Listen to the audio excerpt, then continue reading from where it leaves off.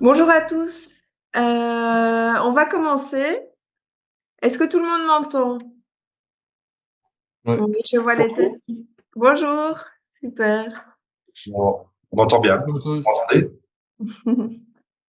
Donc bienvenue à ce petit webinaire qui a vraiment pour but d'aider un peu encore mieux les communes à candidater et on va vous expliquer un peu les procédures pour vous inscrire cette année. Je pense que pour la plupart, à part la Louvière, vous êtes des nouveaux candidats, si je ne m'abuse, et donc ce sera un peu l'occasion justement de découvrir comment ça se passe. Je vais partager mon écran. Hop.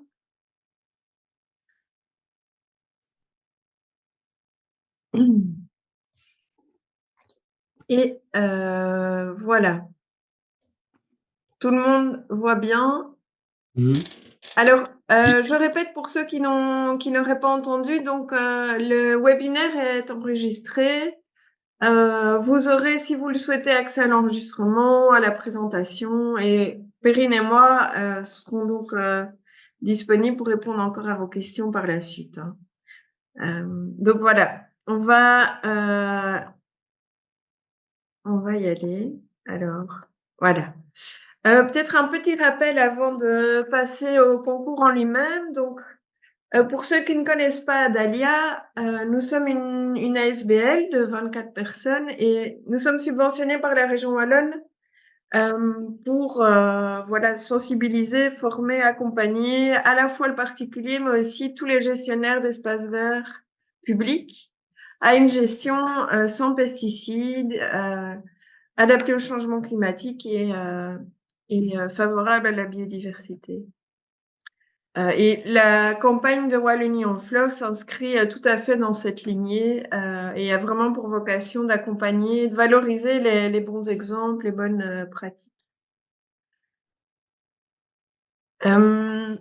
Donc, comment va se dérouler ce webinaire? On va faire une petite introduction, juste rappeler un peu le contexte de Wallonie en fleurs. Et puis alors, on passera un peu plus en revue le règlement, comment postuler et le déroulement des visites. Et après, alors, on vous proposera un temps d'échange et de questions-réponses. Donc, petit rappel du cadre et de l'historique. Wallonie en fleurs a été créée en 2017 à l'initiative du Collège des producteurs, de la Fédération Wallonne Horticole, avec le soutien de la Wallonie et encadré, coordonné par Adalia 2.0. C'est donc la 8e édition et vous voyez sur la carte derrière les 68 communes qui sont à ce jour labellisées. Et on a une gradation hein, de ces communes avec 29 communes une fleur, 2 communes deux fleurs et 10 communes, pardon, 29 et 10 communes trois fleurs. Avec voilà, une fleur, c'est vraiment pour dire c'est un bon début. 2 fleurs, il y a déjà beaucoup de choses installées. 3 fleurs, beaucoup de choses qui sont déjà mises en route et bien poursuivies. On va voir plus en détail justement sur quelle base sont attribuées ces fleurs plus loin. L'objectif, je ne sais pas si vous voyez la fenêtre avec tous les visiteurs. Moi, je la vois. Oui. Ah oui, vous la voyez, oui. Ah, mais voilà, je peux faire comme ça sera mieux. Parfait. Oui. Et ça, on va mettre plus bas. Voilà.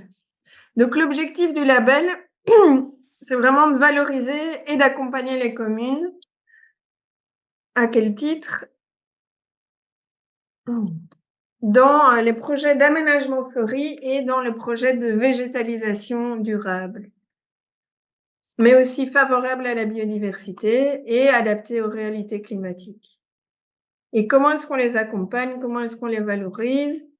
Tout d'abord, suite à la visite qu'on fera durant l'été avec un jury d'experts, suite à cette visite, on vous donnera un cahier de recommandations pour la suite, des recommandations vraiment personnalisées sur comment évoluer, et aussi, également, évidemment, tout ce qui est déjà bien installé, bien mis en place. Ça, c'est la première chose. Ensuite, c'est aussi un rayonnement dans la presse, que ça soit sur nos réseaux sociaux, mais aussi à travers la presse. On lance régulièrement, au moment clé du concours, on lance des communiqués de presse, et c'est l'occasion justement pour voilà, l'année passée, on a eu un beau relais au sein de la presse, que ça soit local ou régional, avec des articles plus généraux, mais aussi par moments des articles précis sur des communes ou des régions. Donc voilà, c'est une occasion d'être mis en avant. On vous propose également, en matière de communication, tout un kit que vous-même, vous pouvez relayer sur vos réseaux sociaux et dans vos médias, vos bulletins communaux ou autres. Et enfin, sur notre site internet, vous pouvez trouver à la fois des articles sur les bonnes pratiques, mais aussi des aménagements qu'on met à l'honneur, des aménagements qu'on visite, qu'on a vus lors de nos visites. Le label, c'est aussi l'occasion d'échanger les expériences. On essaie de créer lors de la cérémonie un moment d'échange, un moment de retour d'expérience, que ça soit des communes wallonnes ou l'année passée, on a eu une commune française. Voilà, c'est l'occasion d'échanger sur les pratiques. Et chaque participant qui sera labellisé recevra un chèque des artisans du végétal, pardon. Donc, ce sont des chèques qui varient entre 500, 750 et 1000 euros en fonction de la labellisation, 1, 2 ou 3 fleurs. Et ces chèques sont à écouler auprès des artisans du végétal, donc qui sont des pépiniéristes labellisés, des producteurs locaux wallons. Et ensuite, vous recevez 5 panneaux Wallonie en fleurs à placer sur votre territoire. Voilà. Voilà un peu les enjeux de la participation à Wallonie en fleurs. Excusez-moi, décidément. On va passer au règlement avec tout d'abord les conditions d'accès. Donc, le concours est dorénavant uniquement accessible aux communes. Il faut être inscrit avant le 22 avril. Et qu'est-ce qu'on demande de recevoir avant le 22 avril? C'est le dossier de candidature et le règlement et l'accord signé par le collège. Une autre condition, c'est de participer tous les 3 ans pour conserver le label et de communiquer de votre participation au label sur le site, votre site internet, vos réseaux sociaux, afin de aussi que vous fassiez vivre le label. Il faut que chaque acteur du label le fasse vivre pour qu'il rayonne au mieux. Alors, comment postuler? Comment vous devez faire? Première étape, la plus simple, c'est de s'inscrire via le formulaire. Donc, vous avez normalement reçu dans le mail d'annonce de la campagne ce lien d'inscription. Ici, vous avez le QR code encore, hein, pour rappel. Donc ça, on vous conseille de vous inscrire au plus vite pour être sûr d'avoir une place. Et ensuite, la deuxième étape, alors, vous nous envoyez à nos adresses mail, on les rappellera en fin de présentation, vous nous envoyez les documents suivants. Le dossier de candidature, on va le voir juste après. Le règlement signé qui est disponible sur notre site internet. On pourra vous renvoyer tous les liens. Et l'accord du collège, donc un document signé du collège qui dit qui confirme que la commune participe au concours. Et tout ceci avant le 22 avril. Oui, voilà. Que doit contenir le dossier de candidature? Pareil, sur le site internet, vous trouverez aussi ces informations et vous trouverez 2 exemples de communes participantes, 2 communes lauréates de l'année dernière. voilà, qui avait un beau dossier et vraiment plutôt à titre d'exemple, mais au moins il faut qu'il y ait les éléments suivants. Présenter la commune et les personnes impliquées dans le projet. Donc quel service, ouais. Ensuite, deuxième élément, nous montrer un peu une carte qui permet de voir où se trouvent les aménagements. L'idée, c'est qu'on puisse avoir une petite idée de comment vous répartissez justement vos aménagements. Est-ce que c'est bien équilibré? Et ici, vous avez deux exemples. Un qui a été fait plutôt avec Google Maps, un autre qui a été fait voilà, sur une autre base. Vraiment là, libre à vous, en fonction de vos moyens aussi. Mais voilà, d'autres communes le font aussi sur papier si vraiment c'est impossible pour vous de le faire en numérique. Mais nous l'envoie quand même avec les points importants, quoi.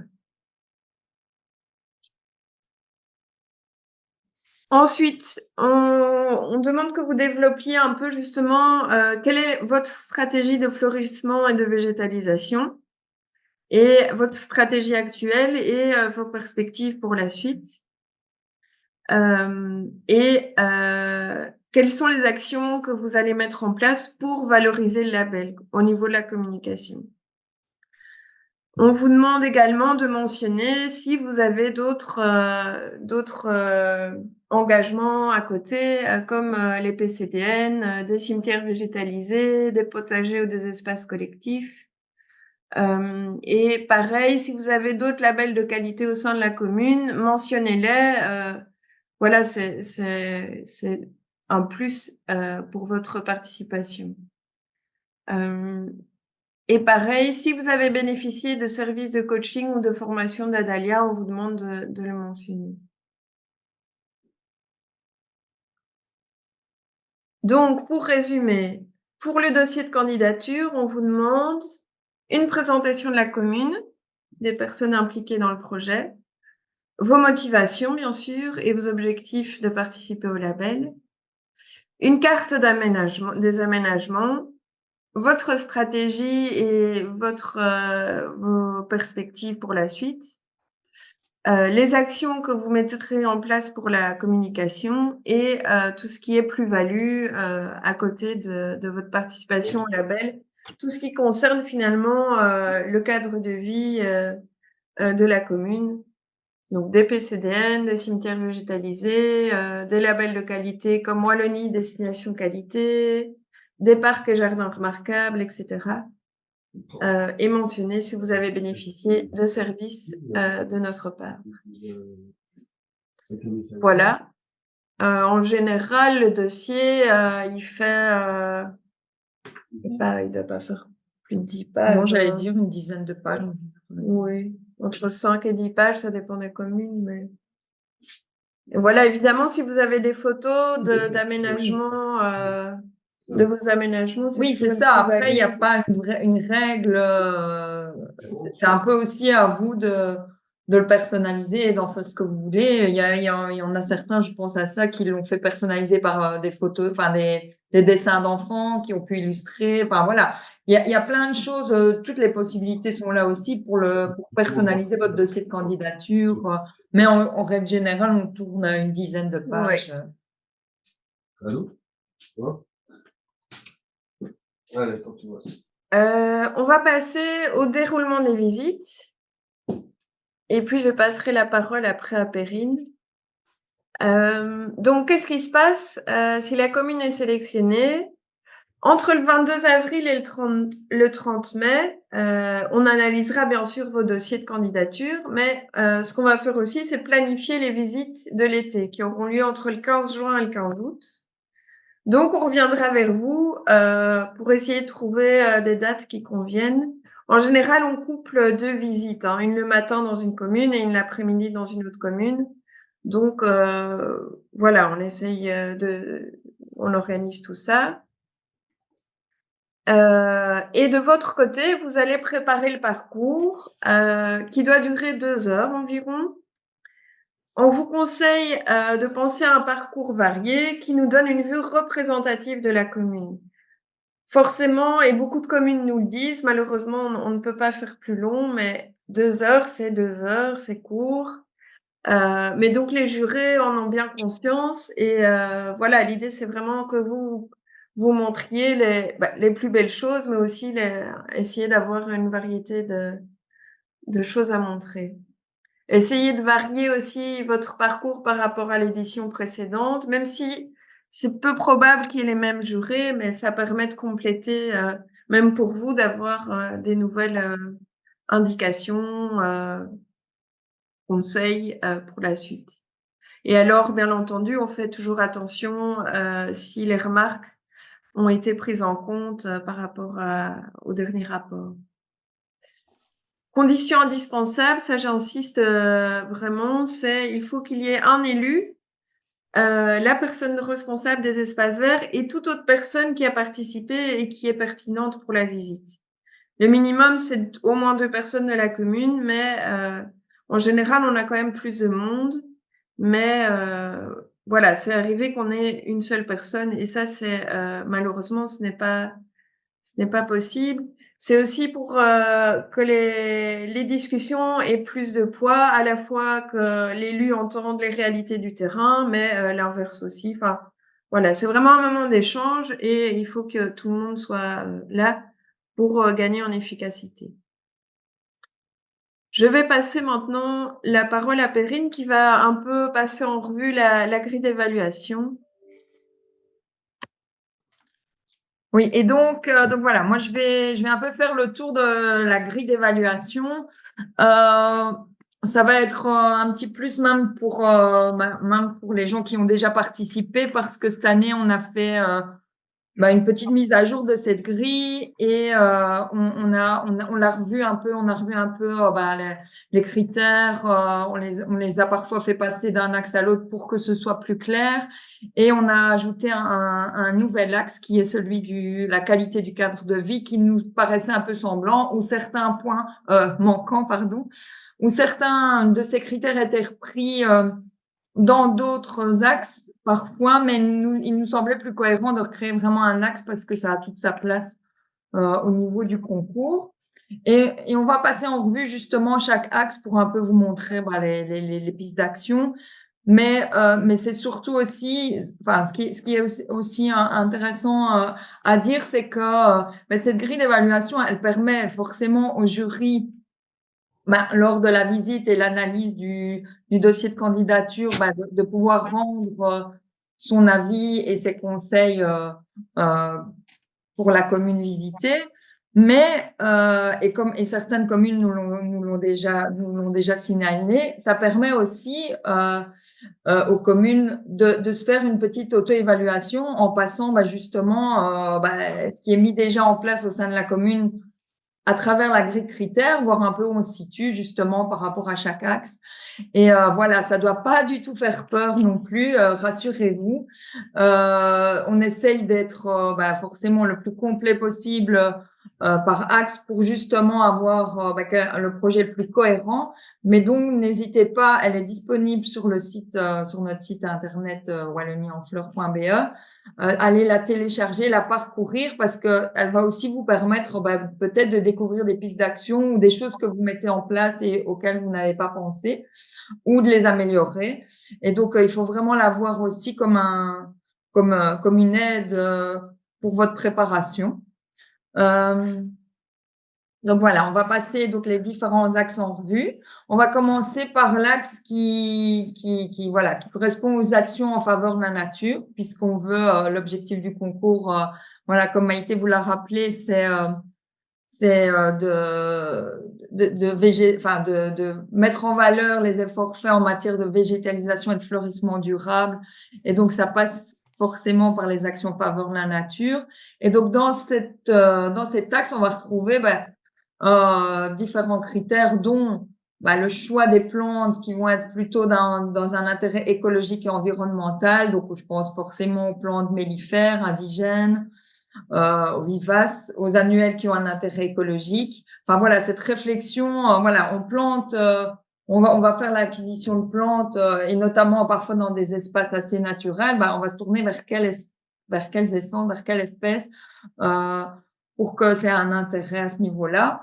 Toutes les actions qui sont mises en place pour la sauvegarde des pollinisateurs. Donc là aussi, il y a plein de choses qui existent et que certains pratiquent déjà, des choses un peu plus complexes, mais des choses beaucoup plus simples aussi, comme on va dire le fait de laisser des bois morts dans des zones plus nature, peut favoriser justement les pollinisateurs, la floraison spontanée, enfin la tolérance à la floraison spontanée, l'étalement des floraisons pour permettre qu'il y ait plus de couverts étalés sur la saison pour nos pollinisateurs, la présence d'îlots en libre évolution, l'aménagement de mares, de murs en pierre sèche, enfin voilà, plein de choses comme ça qui favorisent la venue et en tout cas la sauvegarde de nos pollinisateurs. Puis il y a tout ce qui va concerner la stratégie de gestion et d'économie de l'eau. On sait que l'eau est une ressource à laquelle il faut faire attention et donc là aussi il y a tout un rôle à jouer à ce niveau-là. Et donc, on va vérifier au niveau des essences adaptées allez, on va dire, en tout cas, qui sont adaptées à la sécheresse dans vos aménagements. Si vous utilisez du paillage ou des couvre-sols qui vont justement permettre de réduire l'arrosage, l'utilisation de terreaux adaptés, et tout ce qui concerne également la récupération des eaux de pluie, donc des citernes, des citernes ou des systèmes qui vont récupérer les eaux en toiture, et également évidemment, et ça va favoriser aussi votre adaptation au changement climatique, tout ce qui va permettre d'infiltrer les eaux de pluie au plus près de là où elles tombent, donc et de gérer les flux pluviaux comme les noues, Voilà. Donc ensuite. Mais on va aussi voir tout ce qui concerne le maillage écologique et ce qui renforce le réseau. Donc là, je pense aux liaisons vertes, aux haies libres, aux bocages, aux arbres d'alignement, aux prairies de fauche. Enfin voilà, tout ce genre de choses va être pris en compte. On va voir aussi comment vous gérez les tailles de vos arbres et arbustes. Donc évidemment, on va favoriser les tailles raisonnées, les ports libres. Puisqu'on sait combien les tailles strictes peuvent fragiliser les arbres et parfois supprimer des floraisons qui sont importantes, intervenir forcément hors des périodes de nidification, pardon, pour favoriser la faune dans vos arbres et arbustes. Et enfin, on va voir aussi ce qui est mis en place au niveau de la gestion des plantes invasives à l'échelle du territoire communal. Ensuite, le deuxième axe qui a, de travail, on va dire, c'est tout ce qui concerne votre stratégie de gestion durable. Et donc, dans cet axe-là, on va plutôt analyser la vision donc, de la stratégie à long terme, voir comment la commune fonctionne entre ses services. Donc, si lors d'aménagement, les services sont je pense notamment, par exemple, pour une voirie, est-ce qu'on va bien prendre en compte les remarques aussi des services environnementaux et des services espaces verts, que ce soit pour les fosses de plantation. Enfin, c'est un exemple, mais c'est analyser la stratégie à long terme et de voir que tout est bien transversal au sein des discussions au niveau de la commune. Et alors voir aussi justement dans cette vision à long terme, dans la planification, parce qu'effectivement, quand on fait des aménagements, on sait que combien il y a un budget à respecter et qu'on ne pourra pas tout faire la première année. Donc avoir cette vision de se dire cette année on fait ça en priorité, mais on sait sur quoi travailler les années qui suivent. Il y a aussi forcément tout ce qui concerne la gestion différenciée, si vous avez un plan qui est mis en place, mais aussi voir la pertinence de l'entretien, enfin en tout cas de la pratique de l'entretien dans vos différents lieux. Va apparaître aussi dans cet axe ce qui est mis sous Maïté en parlait tout à l'heure, mais vos cimetières, la végétalisation de cimetières. Parce qu'on sait combien cette végétalisation peut être efficace déjà dans ces nouveaux modes de gestion, dans voilà, on est passé en zéro phyto, ben voilà, ça permet une meilleure gestion de vos cimetières, mais ça a tout un intérêt aussi au niveau de favoriser ces lieux-là pour l'accueil de la biodiversité. Donc, il y a toute cette réflexion-là. La gestion du patrimoine arboré. Donc là, on va être, on peut le voir, la gestion de pieds d'arbres, mais de toute la stratégie que vous pouvez mettre en place aussi dans le remplacement des arbres vieillissants ou en tout cas malades ou morts, voir comment la commune tient compte de ça, si elle a aussi un recensement, par exemple, de ces arbres remarquables et ce genre de choses, ça peut aider aussi dans cette réflexion. Et puis, forcément, tout ce qui concerne la consommation durable et la gestion durable des déchets verts, voir s'ils sont réutilisés en compost ou en tout cas ce que vous en faites. La pertinence du choix des variétés. Et là, on a vu tantôt tout l'intérêt, la diversité botanique et biologique de choix des plantations, mais il y a aussi tout cet aspect pérennité des espaces et des aménagements. Et donc là, on va être plus sur voir si vous tournez vers des espèces qui sont plus résistantes à la sécheresse, les besoins en eau, et forcément favoriser des aménagements de vivaces plutôt que d'annuels, puisque on sait qu'ils vont rester plus longtemps en place.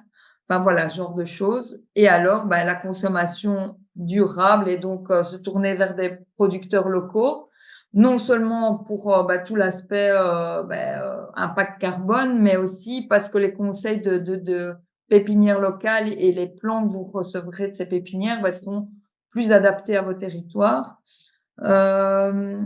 Réfléchir à cette présence végétale toute l'année, donc l'effet 4 saisons. Et donc là, on va travailler, on le verra plus tard aussi, par la mixité, mais en tout cas, avoir que ça ne soit pas juste l'effet waouh de l'été, mais bien réfléchir que vos aménagements soient présents tout au long de la saison. Et la qualification, on en parlait tout à l'heure, c'est important, la qualification, la sensibilisation et la motivation de vos équipes au sein des espaces verts pour que tout ça fonctionne. Et juste pour bien préciser, tu l'as dit, hein, mais donc dans le terme gestion différenciée, ça veut dire aussi qu'on ne proscrit pas du tout les annuels. Les annuels ont leur présence vraiment dans les lieux de prestige et c'est ce qu'on appelle vraiment une gestion différenciée, avec des lieux très soignés et puis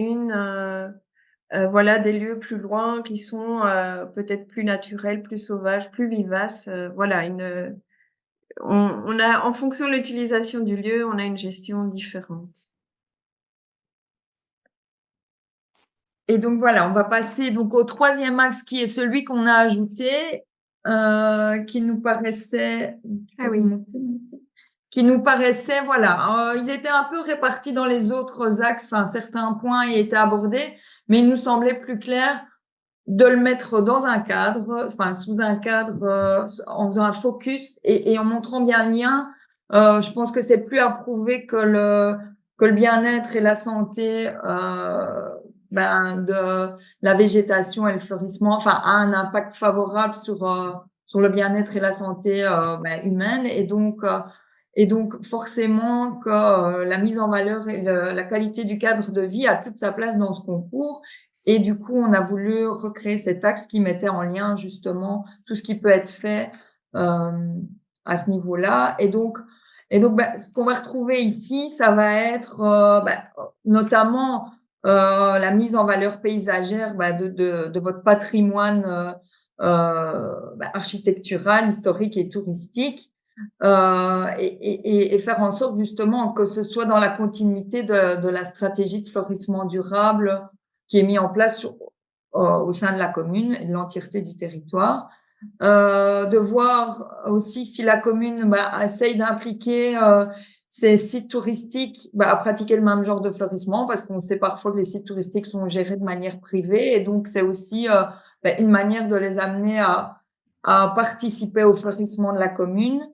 On va aussi voir s'il y a des choses qui sont faites en matière de valorisation du patrimoine naturel. Donc, je pense à la réhabilitation de chantiers, des points de vue, comme on le voit par exemple sur la photo du dessus à Franeland-en-Vin. Voilà, il y a une œuvre d'art vivante, donc on ne le voit peut-être pas très bien, mais c'est une œuvre d'art qui est vivante, donc c'est une œuvre tressée et donc qui va évoluer, mais qui fait en plus le focus. C'est un point de vue sur la nature environnante et voilà. Donc c'est voilà un genre d'exemple, mais pour que vous compreniez que voilà, il y a moyen de valoriser votre patrimoine naturel sous différentes formes. Il y a toute la stratégie de mobilité douce et d'accessibilité PMR qui peut être qui est pris en compte aussi puisque c'est important de mettre ça en avant. Comme on peut le voir aussi peut-être sur la photo qui a été prise à Hatt où là ils ont travaillé sur une plaine de jeux inclusive où tous les abords de cette plaine de jeux donc a été fait en revêtement perméable où il y a des parterres mellifères avec des panneaux de sensibilisation sur la floraison aussi indigène. Enfin voilà, il y a plein de choses qui peuvent être mises en place et qui sont peut-être déjà mises en place, mais que vous pouvez clairement valoriser via le label.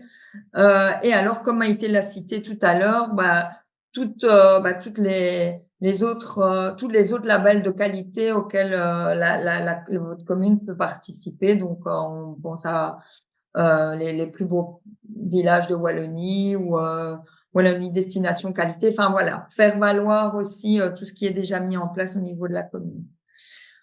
Donc enfin, on va passer à l'acte suivant qui lui n'a pas beaucoup, enfin n'a pas été vraiment parce qu'il était déjà bien développé et en fait qui permet aussi justement de valoriser tous les efforts faits parce que c'est hyper important. Enfin, la qualité de vos et la qualité de la conception de vos aménagements, c'est un peu l'image de la commune. Et donc, ça va permettre de refléter ce qui est fait et d'avoir un impact positif et sur vos visiteurs et sur vos citoyens, sur les efforts faits en termes d'environnement, mais aussi d'innovation et de bien-être. Donc, c'est important qu'il y ait une certaine esthétique et une qualité dans la conception. Et donc là, on va plutôt passer en revue tous ces aspects-là, donc la qualité de l'entretien de la propreté, l'équilibre et l'agencement de vos massifs, l'harmonie, la composition des volumes et la mixité. Donc là, comme je le disais tout à l'heure, pour on sait combien c'est parfois différent de travailler avec des aménagements vivaces. Mais là aussi, il y a toute une réflexion où on peut mixer des arbustes, des vivaces et venir apporter une petite touche avec des annuels, pourquoi pas, mais pour que votre parterre soit agréable et vivant tout au long de l'année. Et autant ça aura un intérêt justement pour sa présence en termes de gîte et de couvert pour la faune, mais également pour son esthétique. On va vérifier la densité parce que là aussi, un parterre bien planté va demander moins d'entretien. Les quelques adventices qui pourraient être présents vont être fondus dans la masse et donc on ne les verra pas, donc demandera moins d'entretien et permettra une meilleure infiltration des eaux de pluie. Donc ça a autant un intérêt esthétique qu'un intérêt pour vos entretiens et pour l'environnement tout simplement. Et on va aussi tenir compte forcément de l'originalité de tout ça. Et là, j'insiste aussi de cette réflexion parfois, quand on veut aller un peu plus loin, de se dire tiens, voilà, moi, ma commune, j'ai envie de créer un fil conducteur et donc de trouver comment ça soit fluide au niveau des différents aménagements. Il y a plein de choses qui peuvent être mises en place à ce niveau-là. Et on va passer sur les 2 derniers axes. Et donc là, on va, une fois que vous avez créé ces aménagements, vous avez tenu compte de tout ce qui était important, on va voir aussi comment après vous valorisez tout ça auprès de vos citoyens et comment vous les impliquez aux citoyens et touristes, évidemment. On va voir comment vous les impliquez, vous les sensibilisez et vous faites valoir justement tout ce que vous faites bien au sein de la commune. Et donc, il y a tout d'abord la promotion, et ça, Maïté en a parlé, la promotion directe du label. Donc, voir si vous la mettez bien en avant sur vos réseaux ou d'autres, via la presse locale, les panneaux. Puis il y a toutes ces actions de sensibilisation et de participation envers les citoyens. Donc là, on en parlait tantôt aussi, les permis de végétaliser, mais la distribution de plantes gratuites auprès de vos citoyens, les espaces didactiques et pédagogiques. Enfin voilà, il y a tout ça qui peut être mis en avant. Les arbres de naissance, la mise à disposition de broyats de compost, ça se fait aussi. Et à côté de ça, il y a aussi la valorisation d'initiatives citoyennes, donc des choses que les citoyens ont mis en place, ou voilà, des groupes je pense notamment aussi aux groupes d'acteurs, de citoyens qui travaillent déjà au sein de vos communes. Ben, c'est bien de valoriser leurs actions, donc les potagers collectifs, mais aussi les espaces. J'adopte un espace vert. Enfin voilà. Et les groupes de quartier, hein, qui sont parfois des acteurs importants. Et alors, voir aussi ce qui se fait au niveau des acteurs touristiques. Est-ce que vous avez impliqué vos maisons du tourisme ou le syndicat d'initiative à la préparation du concours, enfin du label? Est-ce qu'ils sont impliqués justement à ce niveau-là? Est-ce que vous leur demandez aussi de faire valoir le label? Voilà, il y a tout ce côté-là qui est important aussi. Et la mise en place d'actions ciblées vers les touristes comme des balades fleuries ou des promotions d'événements en lien avec le label.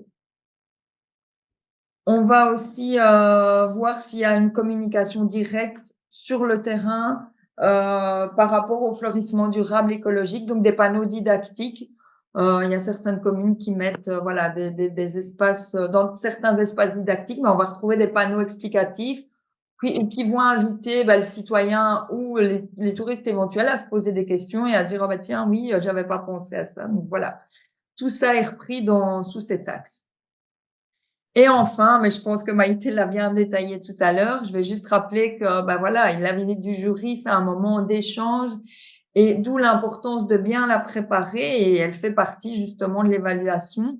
Donc on va vérifier, comme Maïté le disait, de la présence d'un élu et au moins du responsable espace vert, mais de toute personne qui pourra amener des éléments importants ou faire avancer la discussion avec les membres du jury, et de recevoir aussi cet échange, parce que il y a non seulement le guide qui vous sera remis après la cérémonie, mais la visite est vraiment un moment d'échange direct où on discute avec les membres du jury, où ils donnent des conseils en direct, et donc c'est important que les personnes impliquées soient présentes. Et donc là aussi, de prévoir un parcours de visite qui a l'image de votre dossier de candidature et de votre candidature tout simplement, donc essayer de le varier sur tous ces axes qu'on vient de voir, pour qu'on puisse comprendre la stratégie globale de votre commune en ces 2 heures, même si évidemment c'est pas facile, et donc on comprend, mais il y a toute cette communication qui va autour aussi. Et donc la prise en compte des remarques, puisque comme on le disait, c'est non seulement une valorisation, ce label, mais c'est aussi un accompagnement et donc une amélioration continue. Et donc la prise en compte de nos remarques fait en sorte que vous puissiez vous évoluer dans le concours. Et donc voilà, c'est la preuve que vous comprenez vers où on veut aller. Enfin, on voulait aussi vous rappeler que Wallonie en fleurs et Adalia, c'était aussi ça. Donc il y a sur le site, comme Maïté l'a expliqué, et comme je vous l'ai dit, vous allez retrouver plein d'informations, dont cette fameuse grille critères, mais plein d'infos utiles, des articles de bonnes pratiques, des dossiers de candidature exemplaires. Vous voyez le règlement, enfin voilà, toutes les informations pratiques, vous allez les retrouver sur le site. Vous allez retrouver dans Végétaliser ma commune plein d'articles de bonnes pratiques, des communiqués de presse, toutes les infos utiles qui s'y retrouvent. Et donc voilà, n'hésitez pas à revenir vers nous si par contre il y a une info que vous ne trouviez pas, mais voilà, c'est déjà bien riche en informations en tout cas. Et à Dahlia, c'est aussi donc des formations. Et là aussi, si vous n'avez pas reçu notre catalogue ou si vous souhaitez plus d'infos, n'hésitez pas à revenir vers nous. Mais là, on vous renvoie aussi vers le site Adalia où là, vous allez retrouver toutes les infos qui concernent notre catalogue et bien plus de choses encore, des fiches techniques qui peuvent vous être utiles en fonction de ce que vous êtes en train de mettre en place. Mais c'est aussi la participation à des événements et des journées de terrain. Et donc là, on participe prochainement à d'autres événements sous aussi la Coupe de Wallonie en fleurs, mais l'équipe Adalia sera présente notamment au webinaire droit de tirage qui a lieu demain. Donc, si vous n'êtes pas inscrit, renvoyez-nous un mail et que vous êtes intéressé, bien sûr, renvoyez-nous un mail juste après ou prenez contact avec nous, on vous inscrira. Mais donc, celle-là a lieu demain et c'est voilà sur la végétalisation de quartier, une subvention qui va être accordée aux communes. Maïté, enfin voilà, si vous êtes intéressé, Maïté peut vous en donner un mot plus long juste après, mais voilà.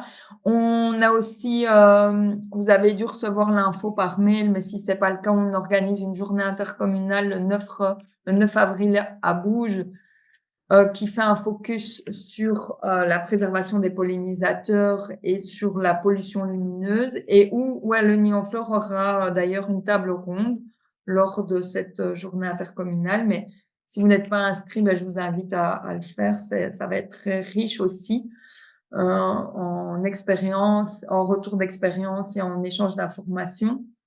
Et on aura aussi un stand au salon Adalia, Municipalia, pardon, le 18 et 19 avril prochain. Donc voilà. Je pense qu'on a fait un peu le tour des infos qu'on pouvait vous donner et on reste à votre disposition pour d'éventuelles questions en direct. Voilà. Oui, n'hésitez pas à poser vos questions. J'ai bien vu, donc Érosé n'a pas de micro, donc on sera attentif au chat. J'aurais voulu savoir une chose, si je peux me permettre. Le kit de communication, comment est-ce qu'on peut se le procurer? Alors celui-là, on vous l'enverra quand vous serez inscrit et qu'on lancera la saison D'accord. des visites. Ça va? Vous pouvez me confirmer que j'ai bien envoyé mon inscription? Oui, vous êtes bien inscrit. Merci. Et je vois que Bertri a levé la main. Oui, je vous conseille de lever la main comme ça. Enfin, vous avez une petite, si vous y arrivez, il y a une petite icône en dessous, je pense. Mais donc, j'écoute Bertri. Oui, bonjour à tout le monde. Moi, je suis l'échevin de l'horticulture, notre horticulteur ici, et notre conseiller coordinateur collectif. Le problème à Bertri, c'est qu'on a accumulé beaucoup de retard. On n'avait pas d'ouvrier horticulteur chez nous. Maintenant, il est engagé depuis un mois. Il est en train de récupérer tout le retard qu'il a. On essaye de faire les choses du mieux possible. On a répondu aux appels à projets de l'université et on travaille pour le moment sur un parcours didactique dans une école de la commune et sur un cimetière vert. Hier, justement, je voudrais vous poser une question à ce sujet-là, on avait une rencontre avec un monsieur de chez Ecoal. Oui. Quelle est la différence entre Ecoal et Natalia? Alors, on travaille beaucoup en collaboration. Ecoal, donc déjà, ils sont deux dans la sauce, en tout cas deux chargés de mission.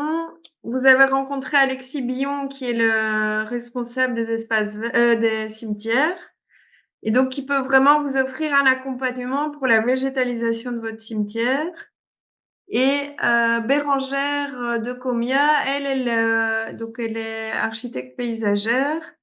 Et elle propose d'accompagner les communes avec un accompagnement vraiment à la carte sur des plans d'aménagement de parterre. Oui, c'est ça. Vraiment, elle peut vous proposer des plans personnalisés ouais. et en fonction de vos contraintes, etc.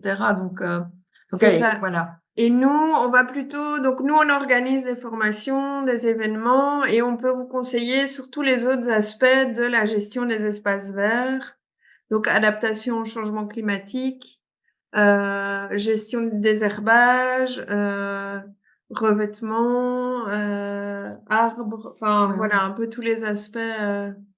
On est une équipe de 24 personnes et on a aussi, dans cette équipe de 24 personnes, on a environ une dizaine de conseillers pour les gestionnaires publics, mais on a aussi une équipe de communication qui peut aider à vous accompagner dans tout ce qui est communication.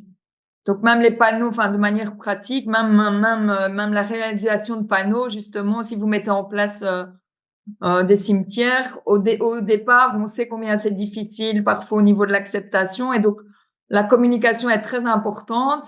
Et du coup là, on peut vous aider aussi à communiquer par rapport à tout ça. En fait, nous, on va pas participer cette année-ci Ah oui. à l'ampleur. On va essayer de rattraper le retard, mais on voudrait être accompagné parce que quand il y a des plantations, tout ça, on voudrait déjà se préparer pour l'année prochaine et ne pas planter n'importe quoi, Ah n'importe oui, où. oui, bonne idée. Et oui, on peut en parler après. Déjà, vous envoyez, je pense, il y a une commune qui avait fait ça, c'était la commune de Selles, qui était un peu dans la même situation que vous. Et la responsable des espaces verts qui est arrivée s'est servie de la grille d'évaluation pour mettre en place justement une nouvelle stratégie. Ouais. Et le résultat était très, très Très concluant. satisfaisant, Ouais. oui. Et c'est ce qu'on vous disait, on se rend bien compte, enfin voilà, on se rend bien compte qu'on peut pas tout mettre en place la première année non plus. Et du coup, cette grille vous aide aussi à voir où vous avez déjà parce que il y a sûrement déjà des points forts au sein de votre commune, donc c'est déjà identifier vos points forts et de voir là où il y a encore du travail et de prioriser en fonction des années aussi. De là où il est nécessaire d'intervenir. Donc n'hésitez vraiment pas à vous servir de cette grille de critères comme base et sans la prendre non plus pour voilà, on se rend bien compte que tout ne va pas être coché vert dès la première année, quoi. Il y a pas c'est logique, c'est à ça que ça peut servir aussi. Et alors, ce qu'on peut faire aussi, c'est venir, un conseiller technique peut venir faire une visite chez vous, en dehors de Wallonie-en-Fleurs, visiter quelques sites et vous donner un peu déjà un premier rapport. Ça, on fait Et des conseils, régulièrement. Oui. des conseils personnalisés. On va pas révolutionner tout, mais déjà ce qui existe, on va essayer d'améliorer. On a des parterres de fleurs, tout ça. Bon, on plante pour le moment, mais est-ce que c'est ça qu'il faut planter? Est-ce que vous nous conseillez autre chose? Par exemple, maintenant, on s'inscrit au webinaire de demain, hein, puisqu'on a un souci pour ça, végétaliser la ville. Mais ici, c'est pas toujours évident de faire comprendre à mes collègues aussi au collège que les choses sont en train de changer, que le béton, c'est terminé. Ouais.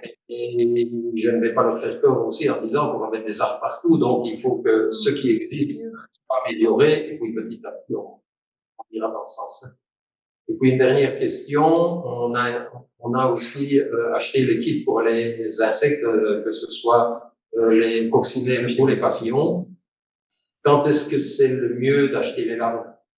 Parce qu'on a reçu le kit, mais... Ils reçoivent les larves. Je Ça, crois qu'ils reçoivent les larves. Je vais demander à ma Oui. collègue qui s'occupe de ça parce que moi, je ne sais On pas. va vous envoyer, on va prendre note de votre email et on va vous renvoyer les infos précises parce que voilà, c'est d'autres personnes qui gèrent cet aspect-là et donc on voudra pas vous dire de bêtises, mais c'est pour ne pas les commander trop tôt. mais oui, voilà. Soit gelé. Donc ça, on va reprendre contact avec vous par mail pour vous donner les détails. Ça va? Merci. Merci, madame. Est-ce que quelqu'un d'autre aurait encore une question?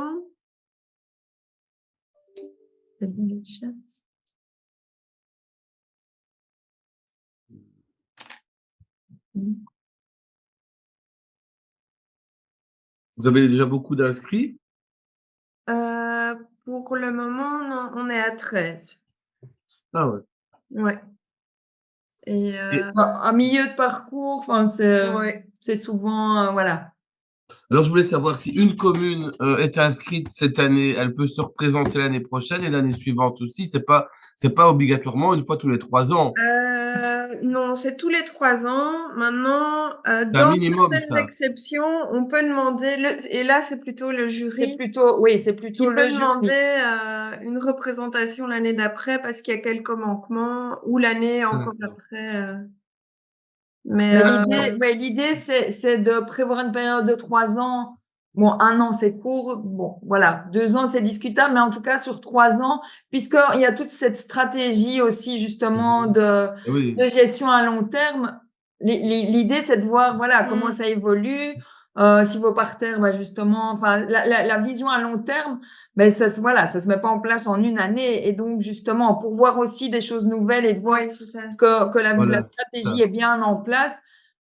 Ça serait bien de s'inscrire L'idéal, chaque c'est une année. période de 3 ans. Après, on sait aussi qu'il y a, bah, voilà, il y a tout ce système d'élection qui rend un peu les choses parfois difficiles, mais Mhm.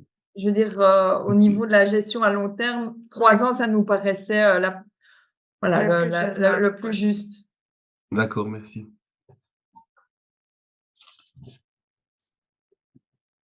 Voilà. Est-ce que vous avez encore des questions?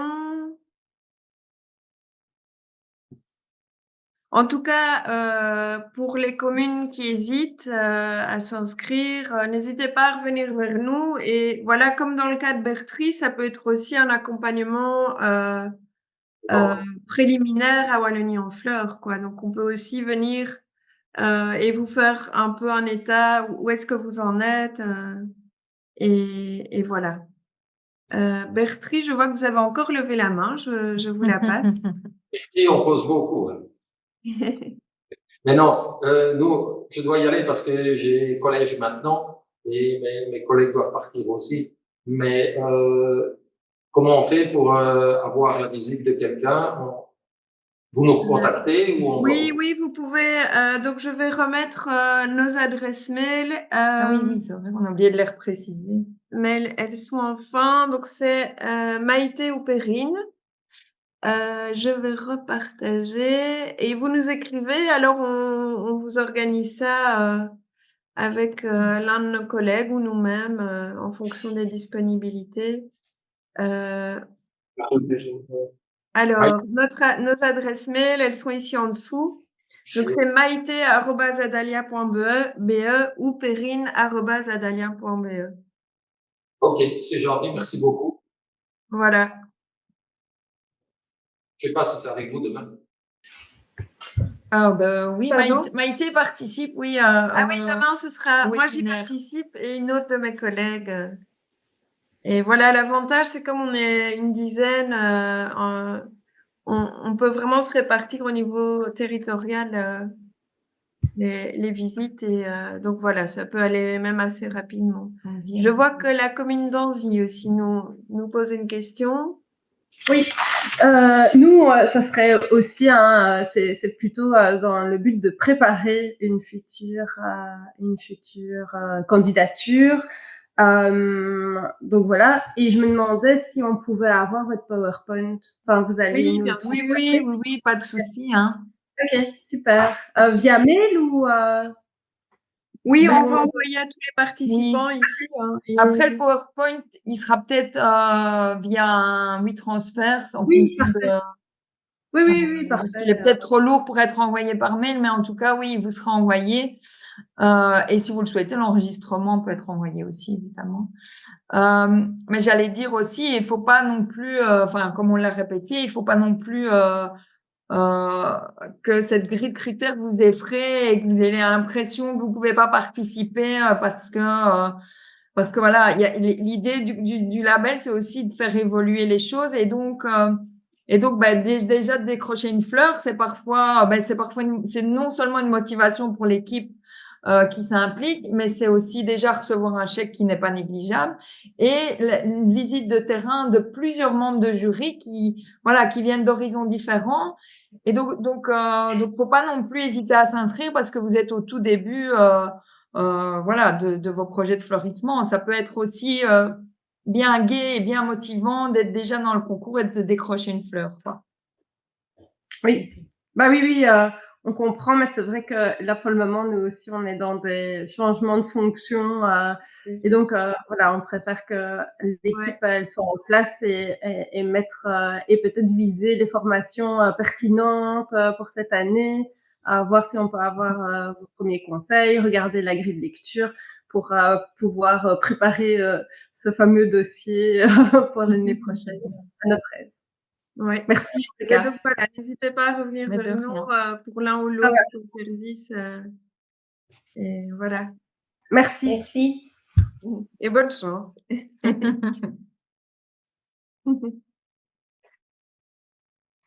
Voilà, voilà. Est-ce que quelqu'un aurait encore une question ou on libère Oui, Monsieur Dizic, je vous écoute. Vous n'oubliez pas de m'envoyer les infos pour le webinaire webinaire de demain. Oui, oui, oui. Pour c'est ça, je vais noté. communiquer ça à ma collègue pour les APC, les agents en proximité. Et voilà, comme ça, elle peut peut-être suivre la formation aussi. Après, Maïté, tu disais que c'était les inscriptions étaient bookées, donc peut-être revenir vers nous directement si elle souhaite s'inscrire ou elle sait encore le Mais faire. moi, je vais m'arranger. Ah, Je vais ok. envoyer les infos et. Oui, ça va, d'accord. Je vous remercie. Mais de rien.